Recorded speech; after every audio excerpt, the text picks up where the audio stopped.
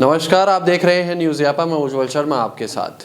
राजस्थान में कांग्रेस विपक्ष खेमे में जाकर बैठ चुकी है। कांग्रेस 69 सीटों पर सिमट गई है और कांग्रेस पार्टी इसको लेकर मंथन कर चुकी है, लेकिन शायद कांग्रेस पार्टी ने अपने कार्यकर्ताओं की बात पर, नेताओं की बात पर ध्यान नहीं दिया।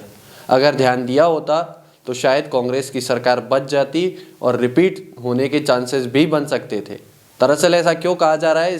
ऐसा इसलिए कहा जा रहा है कि हमने मुख्यमंत्री रहते हुए अशोक गहलोत के जो ओएसडी थे लोकेश शर्मा, उनसे बातचीत की तो उन्होंने तमाम ऐसी बातें बताई कि आखिर मंत्रियों की हार क्यों हुई, मंत्रियों के टिकट मुख्यमंत्री अशोक गहलोत ने क्यों नहीं काटे, ऐसी किस जिद पर मुख्यमंत्री अशोक गहलोत अड़े जिनकी वजह से मंत्रियों को टिकट देना पड़ा।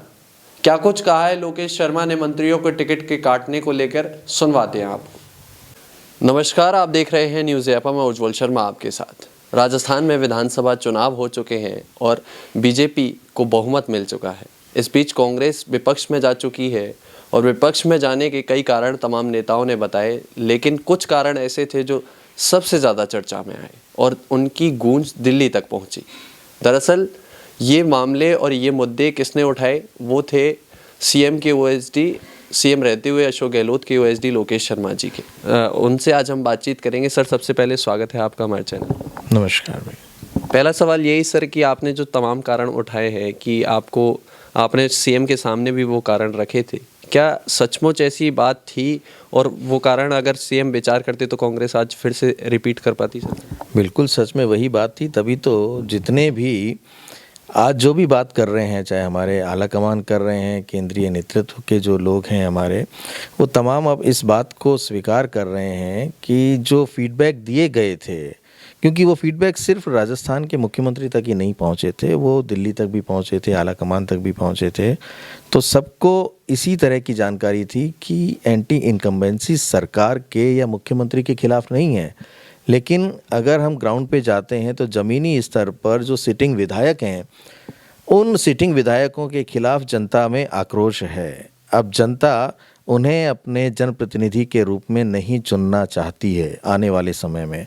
तो जब इस तरह के फीडबैक और इस तरह की जानकारी दे दी गई थी और निश्चित तौर पर मुख्यमंत्री जी ने इस बात को स्वीकार किया था कि हमें 40 से 50 टिकट काटने होंगे तो हम निश्चित रूप से सरकार में वापस आ जाएंगे। तो यही बात मैंने उठाई, क्योंकि मैं पिछले 6 महीने से पूरे प्रदेश भर में घूम रहा था।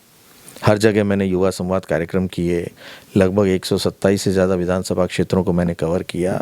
तो वहाँ के जो सेंटिमेंट्स थे, वहाँ की जनता की जो भावनाएं थी, यंगस्टर्स ने जो मुझे फीडबैक दिए, उन सब के आधार पर मैंने मुख्यमंत्री जी को कहा था कि हमें ये जो सिटिंग एमएलएज हैं, इनमें लगभग 40 से 50 टिकट हर हाल में काटने होंगे।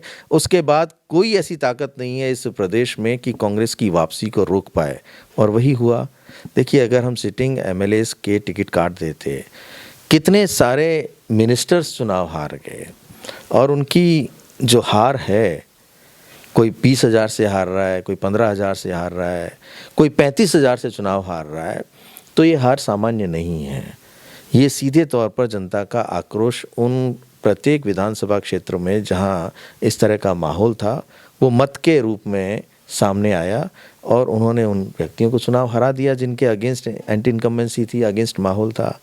तो इस बात को मानते हुए अगर सुधारात्मक कदम उठाए जाते, 30 से 40 जो सिटिंग एमएलएज के टिकट बदल दिए जाते, तो मैं ये मानता हूँ कि आज सरकार बनने के बाद मैं आपसे बात कर रहा होता। क्या सर्वे जो कराए गए थे पार्टी की तरफ से हों, फिर चाहे सीएम की तरफ से हों, वो सर्वे भी कांग्रेस आला कमान तक नहीं पहुँचे?